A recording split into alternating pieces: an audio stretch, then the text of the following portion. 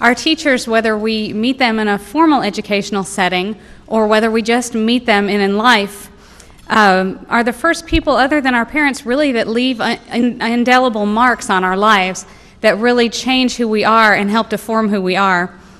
I come from a family of educators, so I was really thrilled to be able to come and share with you. If I hadn't ended up being a writer, I think I would have been a teacher, but I became a writer because a teacher made a writer out of me, but writers end up being teachers more than you'd think, so I feel like I belong here with all of you. If not for teachers, one of those special teachers who made a teacher out of me probably would never have become my teacher at all. So my story in many ways is a story of education. It was actually, though, a very special lady named Miss Crackhart who first gave me the idea of becoming a writer. In my family, there were some great storytellers and some great letter writers, and back in that day, sometimes we recorded our letters on reel-to-reel tapes and sent them back and forth between family members. But the people in my family were farmers and computer programmers and shopkeepers, and nobody really thought a writer was something you would be for a living. And I might never have thought of it either, to tell you the truth, if it hadn't been for Miss Crackhart. I was a shy transfer student coming into a new school halfway through the first grade, and she was my first grade teacher. And this school happened to be in Northborough, Massachusetts. We moved around a lot when I was young, and we had come there from Florida.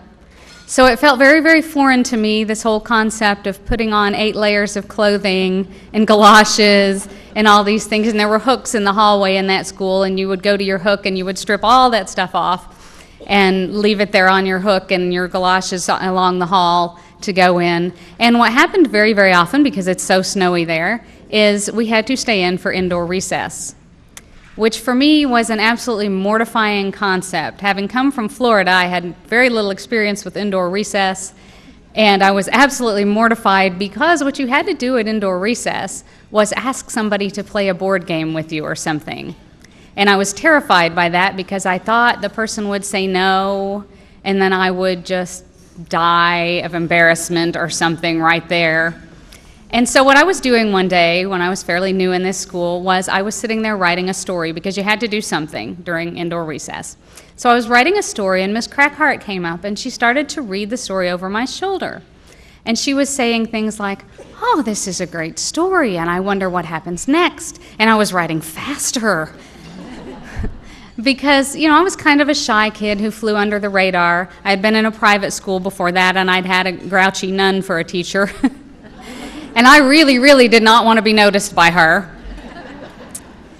But Miss Crackhart was being so encouraging that, I was thrilled that she had noticed me, and I hurried and I finished that story, and I don't remember anything about the story except that the end of it was something about a boy going in a bear cave. And for years I couldn't have told you too much about that moment, except I remembered Mrs. Crackhart taking those pages and straightening them on the desk and saying to me, "You are a wonderful writer." And I thought, I am a wonderful writer. And it's funny how you have those little defining moments in life, but that was one of mine. I never ever thought of myself the same way again after that. I went from being a shy transfer kid who didn't quite fit in and couldn't work up the guts to get to know anybody, to being a wonderful writer. And then Miss Crackhart did the most amazing, wonderful thing. She took that story and she read it to the rest of the class. And I remember when she finished that story and the boy went into the bear cave, every kid in that class, all those kids I was too shy to get to know, looked at me and said, "What happens next?" And I was hooked. That went from being the end to the end of chapter 1. And I would write stories, and Miss Crackhart would share them with the class, and she was the most fascinating teacher.